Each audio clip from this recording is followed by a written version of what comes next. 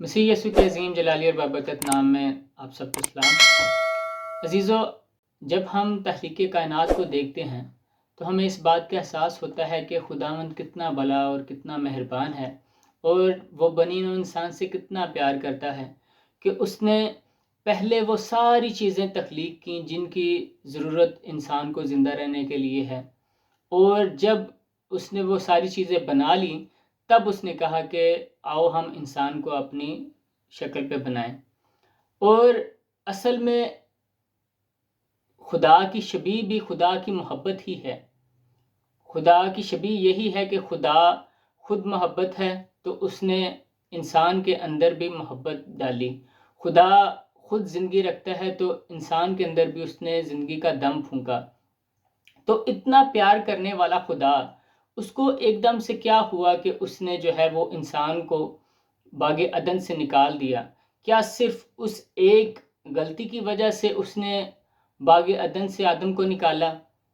کہاں گیا اس کا رحم؟ کہاں گیا اس کا پیار؟ داؤد نبی کہتا ہے کہ وہ قہر کرنے میں دھیما اور شفقت اور راستی میں غنی ہے۔ تو ایسا کیوں ہوا کہ خدا نے جو ہے وہ آدم کو عدن میں سے نکال دیا؟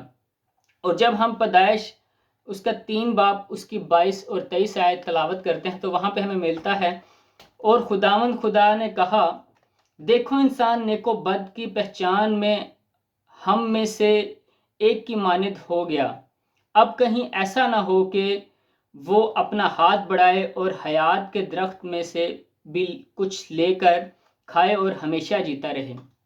تو یہاں پہ ہمیں اس بات کا پتہ چلتا ہے کہ وہاں پہ 2 درخت تھے، ایک نیک و بد کی پہچان کا درخت تھا اور ایک حیات کا درخت تھا۔ تو وہ خدا جس نے خود انسان کے اندر زندگی کا دم پھونکا، وہ کیوں کر چاہے گا کہ انسان جو ہے وہ ہمیشہ کی زندگی حاصل نہ کرے؟ آج ہم اسی بات پہ غور کریں گے، اور ساتھ ہی ساتھ ہم یہ بھی دیکھیں گے کہ وہ حیات کا درخت اس وقت کہاں پہ موجود ہے۔ تو سب سے پہلے ہم یہ بات کرتے ہیں کہ خدا نے آدم کو عدن میں سے کیوں نکالا اور اس کو کیوں زندگی کا پھل نہیں کھانے دیا۔ تو میرے عزیزو، جب آدم نے خدا کے حکم کی نافرمانی کی تو خدا نے اس کو عدن میں سے نکال دیا۔ عزیزو، یہ بھی اصل میں خدا کی محبت تھی کہ وہ یہ نہیں چاہتا تھا کہ آدم جو ہے وہ بدی کی حالت میں حیات کے درخت میں سے کھائے۔ حیات کے درخت میں سے کھا کے وہ ہمیشہ زندہ تو رہتا لیکن بدی کی حالت میں رہتا، اور بدی اور گناہ کی جو مزدوری ہے وہ موت ہے۔ اور ہمیں یہ مکاشفات میں بھی آگے چل کے میں آنے والی ویڈیوز میں اس بات کو بھی جو ہے وہ ایکسپلین کروں گا کہ شیطان کا اور اس کے پیروکاروں کا اینڈ کیا ہوگا۔ خدا یہ ہرگز نہیں چاہتا تھا کہ آدم کا بھی جو ہے انجام وہی ہو جو شیطان کا ہونے والا ہے۔ تو یہ خدا کا پیار ہی تھا جس وجہ سے اس نے آدم کو حیات کے درخت میں سے بدی کی حالت میں نہیں کھانے دیا، بلکہ خود اس کی نجات کا بھی بندوبست کیا، اور یہ نجات کا بندوبست اس نے اپنے بندہ یسایہ کے اوپر ظاہر کیا۔ اگر ہم تلاوت کریں یسایہ کی کتاب اس کا 35 باب اور اس کی 3 سے 6 آیت، تو وہاں پہ لکھا ہے، کمزور ہاتھوں کو زور اور ناتواں گھٹنوں کو توانائی دو، ان کو جو کچ دلے ہیں کہو ہمت باندھو، مت ڈرو، دیکھو تمہارا خدا سزا اور جزا لیے آتا ہے، ہاں خدا ہی آئے گا اور تم کو بچائے گا۔ میرے عزیزو، یہاں پہ خدا نے یسایہ کو صاف صاف بتا دیا کہ نجات کا جو کام ہے وہ خدا خود ہی آ کے پورا کرے گا، اور ایک بار جو آدم درگاہ خداوندی سے روندا گیا تھا، دوبارہ سے آدم کا اور خدا کا ملاپ ہوگا، اور دوبارہ سے نجات کی حالت میں خدا جو ہے اس کو حیات کے درخت میں سے کھانے کو دے گا۔ تو یسایہ نے پوچھا کہ اے خدا، ہمیں کیسے پتہ چلے گا کہ تو آ گیا ہے؟ تو تب خدا نے اپنے آنے کی نشانیاں بھی بتائیں، اور وہ نشانیاں کیا ہیں؟ اس وقت اندھوں کی آنکھیں وا کی جائیں گی اور بہروں کے کان کھولے جائیں گے، تب لنگڑے ہرن کی مانند چوکڑیاں بھریں گے اور گنگے کی زبان گائے گی۔ تو خدا نے اپنے آنے کی نشانیاں بھی بتا دیں۔ تو اسی بات کو جو ہے خدا یسوع مسیح نے نئے عہد نامے میں بھی دہرایا، جب یوحنا کے شاگرد خدا یسوع مسیح کے پاس آئی۔ اگر ہم مطالعہ کریں متی کی انجیل اس کے 11 باب 1 سے 6 آیت میں، تو یوحنا نے اپنے شاگردوں کو خدا یسوع مسیح کے پاس بھیجا اور وہ آ کر خدا یسوع مسیح کو کہنے لگے کہ آنے والا تو ہی ہے یا ہم کسی اور کی راہ دیکھیں؟ تو خدا یسوع مسیح نے یہ نہیں کہا کہ ہاں وہ میں ہی ہوں۔ تو خدا یسوع مسیح نے جو اس نے یسایہ کو نشانیاں بتائی تھی وہی نشانیاں یاد کروائیں کہ جا کے یوحنا کو بتاؤ کہ اندھے دیکھتے ہیں، لنگڑے چلتے ہیں، گنگے بولتے ہیں، اپاہج چنگے کیے جاتے ہیں، کوڑیے صاف کیے جاتے ہیں اور مردے زندہ کیے جاتے ہیں۔ تو اب یہ آپ کا جو ہے وہ ماننے کے اوپر ہے کہ آپ اس کو مانتے ہیں یا نہیں مانتے۔ تو جیسا میں نے بتایا کہ یہ خدا کی محبت ہی تھی جس وسیلہ سے اس نے اس وقت آدم کو حیات کے درخت میں سے کھانے نہیں دیا۔ اب دوسرا سوال یہ پیدا ہوتا ہے کہ وہ حیات کا درخت اس وقت کہاں پہ ہے؟ ہم عبرانیوں 9 باب اس کی 24 آیت تلاوت کریں تو یہاں پہ لکھا ہے، کیونکہ مسیح اس ہاتھ کے بنائے ہوئے پاک مکان میں داخل نہیں ہوا جو حقیقی پاک مکان کا نمونہ ہے، بلکہ آسمان ہی میں داخل ہوا تاکہ اب خدا کے روبرو ہماری خاطر حاضر ہو۔ تو میرے عزیزو، اس حوالے میں سے ہمیں اس بات کا اشارہ ملتا ہے کہ جو عہد کا صندوق خدا نے موسیٰ سے بنوایا تھا وہ عہد کے صندوق کی جو آسمان پہ ہے اس کی نقل تھی، اور خداوند یسوع مسیح کی جو قربانی ہے اور اس کا جو خون ہے وہ ہاتھ کے بنائے ہوئے عہد کے صندوق کے اوپر نہیں بلکہ جو آسمان کے اوپر خدا کے پاس ہے اس کے اوپر گرایا گیا تاکہ اس کے وسیلہ سے ساری انسانیت کی جو ہے وہ گناہوں کی معافی ہو۔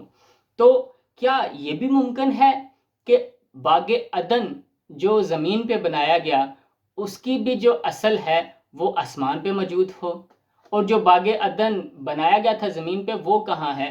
اگر ہم حزقیل اس کے 31 باب کی 16 آیت میں دیکھیں تو وہاں پہ لکھا ہے، جس وقت میں اسے ان سب کے ساتھ جو گڑھے میں گرتے ہیں پاتال میں ڈالوں گا تو اس کے گرنے کے شور سے تمام اقوام لرزان ہوں گی، اور عدن کے سب درخت، لبنان کے چیدہ اور نفیس، وہ سب جو پانی جذب کرتے ہیں زمین کی اسفل میں تسلی پائیں گے۔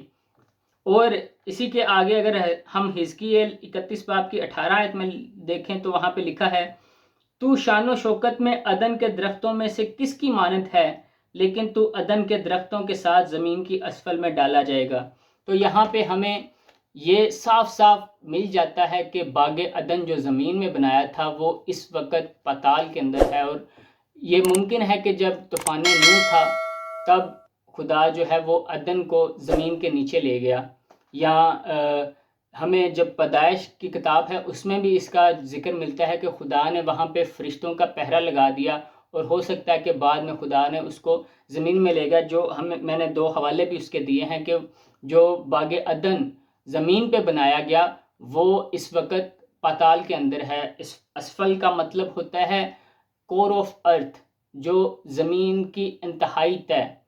تو جیسے میں نے بتایا اوپر میں نے ایک حوالہ دیا عہد کے صندوق کا کہ جیسے عہد کا صندوق جو موسیٰ نے بنایا تھا وہ اصل عہد صندوق کی نقل تھی، تو ہو سکتا ہے اسی طرح جو باغ عدن زمین پہ بنایا گیا وہ بھی خدا کا شہر جو ہے اس کی نقل ہو۔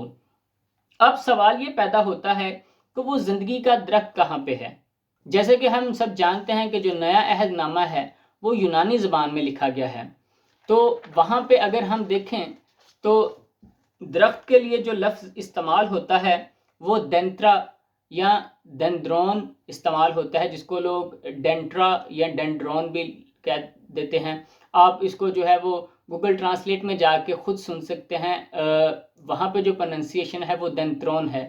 میں ساتھ میں آپ لوگوں کو اسکرین شاٹ بھی دے رہا ہوں، آپ اس کو ایگزیکٹ سپیلنگ کے ساتھ جو ہے خود جا کے سن بھی سکتے ہیں کہ اس کی اصل جو ہے پروننسیشن کیا ہے، کیونکہ میں خود نیٹو جو ہے وہ گریک بولنے والا نہیں ہوں تو شاید میں اس کو صحیح طرح سے پروناؤنس نہ کر سکوں۔